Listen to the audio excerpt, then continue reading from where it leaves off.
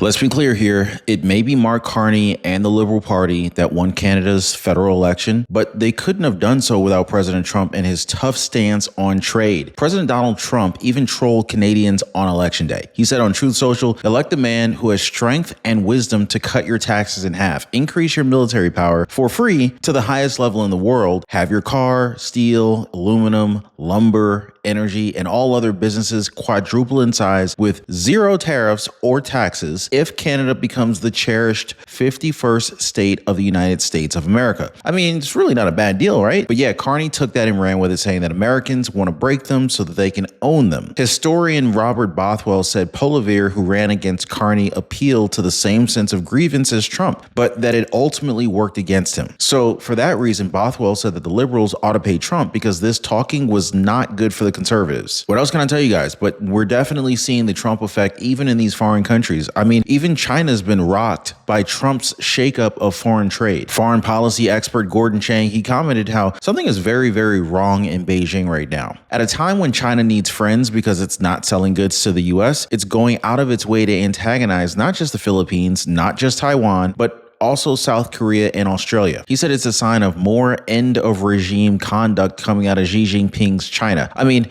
deciding elections and toppling dictatorships, that's our president right there, guys. He's also the consummate deal maker. According to the White House press secretary Caroline Leavitt, the Trump administration has received 18 proposals on paper by foreign countries in order to negotiate tariffs, and administration officials have said that over 200 countries have reached out to President Trump to make deals. Fox News White House correspondent Peter Doocy asked her what the holdup is with disclosing details, and she simply replied that there is no holdup and that President Trump is expected to reveal more this week. Let's keep it real, guys. You've worked your whole life. You deserve a Medicare plan that works for you, not one that drains your wallet. And that's why Chapter exists. They're not tied to just a few plans. They review every option to save you money, to keep your doctors, and maximize your benefits. Julie in Kansas already saving $400 a year. Jamie in Texas, $600 back into her Social Security. Yeah, that's right, guys. Chapter was founded by people who refused to let their parents keep getting ripped off year after year. And now they're helping families everywhere. There's no cost. It's totally free. There's no pressure, just real help. You should see their number on your screen right now. You can call them right now at 909-563-8279, or better yet, hit them up on the website, askchapter.org/Ron, and get what you deserve. And still, Democrats, they have it out for the man. Democratic Oregon Senator Jeff Merkley, he warned President Trump that his mass deportation efforts are not going to end well for him. And now they're fielding this new congressional candidate that just revealed that the deep state is real. Former FBI analyst John Sullivan is challenging New York Republican Representative Michael Lawler for New York's 17th congressional district, and he wasted no time in blasting the Trump administration and invoking January 6th. Since leaving the bureau, he slammed the Trump administration and Elon Musk. Sullivan claimed President Donald Trump and FBI Director Kash Patel pose a threat to American safety and security. So not just a threat to democracy anymore, but now a threat to American safety and security. He also stated that investigating January 6th was one of his proudest moments in the FBI. Well, we're just going to see about that, aren't we? I mean, I seriously doubt that they could do anything right now. What with President Trump even being a game changer in Canada's election? Watch. Hi, Matthew. Well, voters tell me that President Trump's threats to make Canada a 51st state have shaped this election. And just this morning, Trump was at it again, suggesting on Truth Social that Canadians should elect him. But the voters I spoke with said they aren't going to have it, and they said their vote boils down to one thing: which candidate can stand up to Trump. I think the turmoil and the rhetoric is causing a far push to the left. I think the Conservatives had this one in the bank, and I think it was miscalculated. The idea that we would become just state number 51 was really infuriating. It's doubly insulting on top of the fact that we would even wish to be Americans. In Canada, voters don't directly elect the Prime Minister. They vote for a lawmaker who represents a political party in their district, and the leader of the party with the most members of Parliament becomes Prime Minister. There are several parties fighting for majority of Parliament, but the frontrunners in the election are the current Prime Minister, Mark Carney, leader of the Liberal Party. He took over after Justin Trudeau resigned. resigned, and Pierre Poilievre, leader of the Conservatives. Now, the Conservative Party thought they had the election in the bag. For more than a year, opinion polls showed nearly a 20-point lead, but then everything changed. Trudeau stepped down as Liberal Party leader. President Trump hit Canada with tariffs and ramped up his Canada takeover talk, and suddenly the Conservatives' lead was gone. When both candidates were giving their final pitches to voters over the weekend, our president was the center of their message. We need to fight Trump's tariffs with counter tariffs of our own that cause maximum damage in the United States with minimum impact here. Cannot risk a fourth Liberal term with Mark Carney implementing Justin Trudeau's economic platform that will make us even more helpless than we already are. Seriously, guys, President Trump said vote for him. The trolling was so thick with this one, and they took it so seriously that they ran on it and won. Before Trump took office, the Liberals seemed destined for defeat, but polling quickly turned around for them. You see, Poilievre had hoped to make the election a referendum on Trudeau, whose popularity took a nosedive in the final years of his decade in power amid surging house and food prices. He ended up stepping down in March and was succeeded by Carney, who is now the newly elected prime minister. And yes, I don't think that it would be an exaggeration to say that he has President Trump to thank for that. I mean, almost every speech he made during the campaign centered around our president and how he's supposedly a threat to their democracy. You see the pattern here, guys? But pretty interesting stuff if you think about it. When asked about it in his recent Time magazine interview, President Trump said he wasn't kidding about annexing Canada. He said, actually, no, I'm not. And unlike the US, whose constitution requires anyone elected president be born in America, Canada's constitution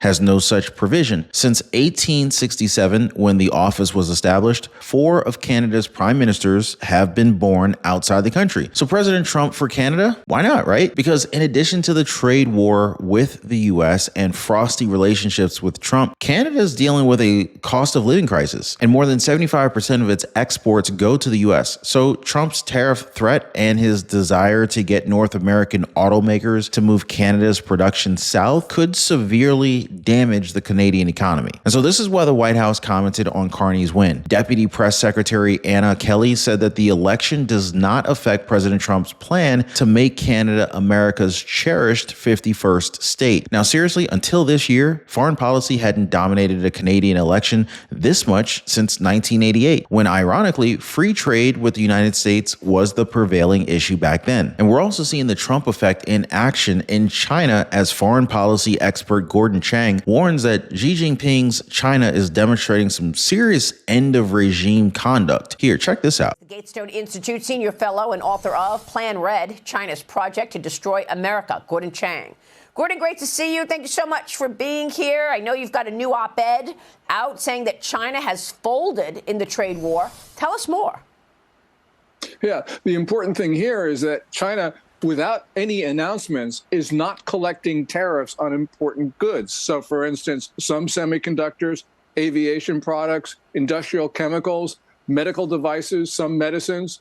And also, they're going to expand that list because there are lists circulating in China of 131 items that China may not impose tariffs. So this is going to expand. It means that China is made an important concession, but it's not saying it's making a concession, which is a fascinating insight into the Chinese political system right now, which has become both intransigent and inflexible.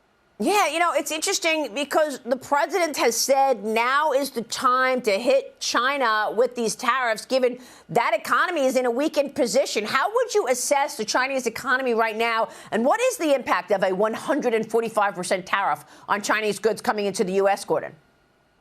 Yeah, it's not growing at the 5.4% pace that they reported for Q1. It's probably contracting, as we can see from the price data from both February and March, which signals that China's in a deflationary spiral. We are seeing underlying indicators that point to contraction, including tax receipts that were down 3.5% for the quarter. That's inconsistent with robust growth.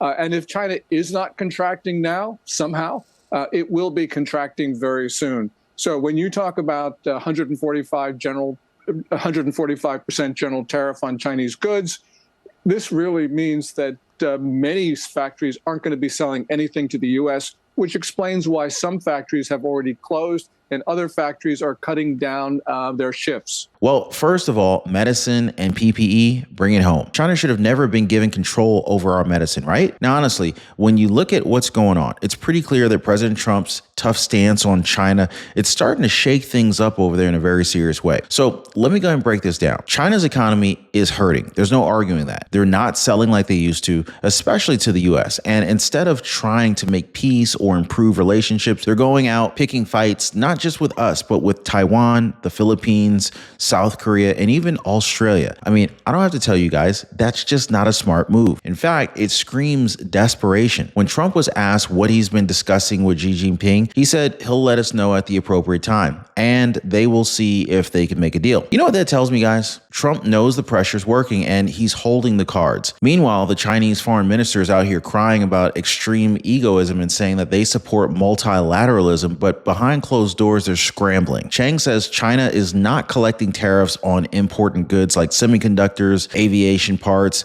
medical devices, things that they know that they can't do without. And get this is going to expand. In other words, China is backing down, but they won't admit it. That's a fascinating insight into the Chinese political system, at least according to Chang, because it shows that they're rigid and they're afraid of appearing weak. So here's the big picture. Xi Jinping, he spent years trying to convince the world that China is the new global superpower, but Chang points out he can't look dependent on trade with the U.S., and he certainly cannot look like he's talking to the U.S. under pressure. Well, guess what? That's exactly what is happening. Trump's strategy, the tariffs, the tough talk, the refusal to cave, it's working. They're seeing cracks in the system. Chang calls it end of regime conduct. That's not my phrase. That's a foreign policy expert talking. So, while the media might downplay it, the truth is Trump has China on its heels. And if you ask me, it's about time somebody stood up to them. So let me know if I'm making sense to you guys. Drop me a quick yes in the comments down below. Hit the like button to show your support. Also, guys, do not forget to subscribe to the channel and make sure your notification bell icon is tapped. So if you want more proof that Trump's tough stance on foreign trade is working, here's an exchange between Fox News White House correspondent Peter Doocy and White House Press Secretary Caroline Leavitt. Watch. 18 written trade proposals. We still don't know who they are from or what they contain. What is the holdup with that? There's no holdup. We're working around the clock. The trade team is working all day. I was on the phone late last night with Secretary Lutnick. I was on the phone this weekend as well with Secretary Bessent. I mean, the entire team is working 24/7 to get these trade deals done. And I think you'll be hearing more about them this week. I don't want to get ahead of the trade team or the president in announcing potential deals, but certainly I can assure the American public that this administration is full speed ahead in cutting good and fair trade deals on behalf of the American worker. You heard her, guys. There is no holdup. 18 proposals on paper, and over 200 countries have already reached out to President Trump to make deals. So definitely look forward to that, as the president will likely update the public on the U.S. trade deals later this week. Now, while President Trump is out here doing the hard work, securing borders, protecting our communities, and standing up for American citizens, what are the Democrats doing? Well, they're fighting him tooth and nail every step of the way, even when it's obvious that he's doing the right thing. I mean, take the situation with Kilmar Abrego Garcia. President Trump's administration deported this guy, and not just because he overstayed his welcome. He's a violent, illegal alien, wife beater, and foreign terrorist, at least according to the White House. So you would think both parties would be happy to see someone like that gone, right? Wrong. Democrats actually flew down to El Salvador to defend this guy. Senator Jeff Merkley from Oregon, he even went on record saying that Trump's immigration actions are not going to end well, and he even accused him of undermining freedom. Here, check this out. A number of your colleagues have been going to El Salvador to advocate for Abrego Garcia. What's your take on that situation and, where it stands right now? Due process it sounds very scholarly, but it's basically what prevents the government from sweeping you or me off the street. And so it's extraordinarily important for freedom. I want President Trump to understand it's about freedom, and that what he's doing is undermining it, and it's not going to end well for him, because our nation is going to respond, and we are going to defend our Constitution and our freedom. Merkley tried to paint this like some big due process issue, saying due process is it sounds very scholarly, but it's basically what prevents the government from sweeping you or me off the streets. Give me a break. We're not talking about innocent Americans here. We're talking about somebody that the administration had clear evidence against, someone who had no business even being in the country to begin with. Instead of working with the president to keep America safe, Democrats are choosing to die on this hill defending criminals. And the White House said it perfectly. If the hill that Democrats want to die on is demanding the return of a violent illegal alien, wife beater, and foreign terrorist, we are happy to dig that grave for them. That's exactly the energy we need from the Trump team. And it doesn't stop there, guys. The left is also throwing fits left and right because, well, Trump is rescinding student visas for non-citizen college students who have been involved in organizing these anti-Israel and, in many cases, flat-out anti-Semitic protests. Trump's administration is just following federal law, which says if you're a national security threat and you're here on a visa, you can and should be deported. It's just common sense. Plus, Trump signed a major executive order to crack down on sanctuary cities that have been openly defying federal immigration law. This new order lets the Justice Department go after them legally and cut off their federal funding if they refuse to comply. Hey, it's about time that somebody stood up to these lawless cities that are putting political correctness above public safety. Bottom line, President Trump is doing what the American people elected him to do. That's it. Protect the country. Meanwhile, Democrats like Jeff Merkley are fighting him tooth and nail, defending criminals and illegal behavior instead of standing with the American people. I mean, they're not even being coy about it. I mean, let's talk about the latest proof that the deep state isn't just some conspiracy theory. It's real. And now the Democrats are openly embracing it. Meet John Sullivan. He's a former FBI analyst who just announced that he's running for Congress as a Democrat in New York's 17th district. And if you want a case study in what's wrong with the swamp, this guy is it. Here, check it out. We're up against some serious threats right now. From skyrocketing costs to Trump and billionaires corrupting our government. And I can't just sit on the sidelines and watch. Because for 17 years, I was an FBI intelligence analyst, working in secret to keep us safe from global threats and the insurrectionists who stormed our Capitol. But now that the threat is coming from inside the White House, I had to leave the FBI and step forward so I can finally tell you who I am. Hi, I'm John. No, I can say that now. I'm John Sullivan. I'm a dad, a husband, a public servant, and a cancer survivor, and I'm running for Congress. For years, I fought for you in secret, and now I want to keep fighting for you in Congress. I'm John Sullivan. Classified. It's not classified. John Sullivan for Congress. Join me. This guy didn't just leave the FBI quietly. He resigned in protest over the Trump administration, and he's made it crystal clear where he stands. On his own Substack, he said Donald Trump and his administration are the biggest threat to American safety. Really? Not China, not Iran, not open borders, but Donald Trump? It's like these people are like living in some kind of alternate reality. This guy actually brags that investigating January 6th was one of his proudest moments in the FBI. You know, the same January 6th where the Department of Justice's own watchdog found there were 26 FBI confidential human informants hanging around the events. But sure, Sullivan's real proud of that. And he gets even better, or worse, depending upon how you look at it. Sullivan started working for the FBI all the way back in 2008, just before Barack Obama took office. And we remember what the Obama years were about, right? Spying on Americans, weaponizing the intelligence community, and expanding surveillance powers under executive orders. Yeah, so Barack Obama literally updated Reagan's Executive Order 12333 in 2016 to give agencies like the FBI even more access to raw intelligence on citizens. So Sullivan grew his career in a system that was busy turning the federal government against its own people. And now he's trying to take that deep state attitude straight to Congress. Think about that for a second. This isn't just some random candidate. He is a former section chief at the FBI's Directorate of Intelligence. This guy is deep state through and through. And the Democrats seem all too proud of this guy. He even went on an interview with Brian Tyler Cohen and explained that Kash Patel and Dan Bongino working under Donald Trump lessened the personnel size of the domestic terrorism team, saying that we are being made less safe by the choices that are being made. Because yeah, the Biden administration's FBI wasn't already using that domestic terrorism label to go after parents at school board meetings, pro-lifers and conservatives who dare to think differently. And let's not forget, Sullivan didn't quit the FBI under Biden. No, he was perfectly fine during the weaponization of the Bureau against Americans. He didn't leave until Kash Patel started making real changes, cleaning house and fighting back against corruption. Well, guys, guys, the great wealth transfer is in full effect. Our freedoms are being stolen, guys. Credit card companies are out to get us. And if you don't understand the game, well, you end up getting played by the game. Now, if you're anything like me, guys, you know, you were probably out of shape, maybe in debt, living paycheck to paycheck, and just feeling like the system is just completely taking advantage of you. I remember for a long time, I could rarely ever get any time to spend with my wife. And through trial and error and through a lot of pain, I figured out how to gain freedom and also lose a lot of weight and actually get in shape. And guys, I'm gonna be honest with you, that was a game changer. To no longer be living paycheck to paycheck, figuring out how to get the credit cards to pay me, the power of a strong credit score. I pay thousands of dollars less per year for the same house as my neighbor just because my credit is better than his is. And this is not to brag. I mean, but this is the truth. The banks are literally taking advantage of the poor. It's like the people who can least afford it, they're charging the poor what is like unofficially called a poor tax or a tax on the poor.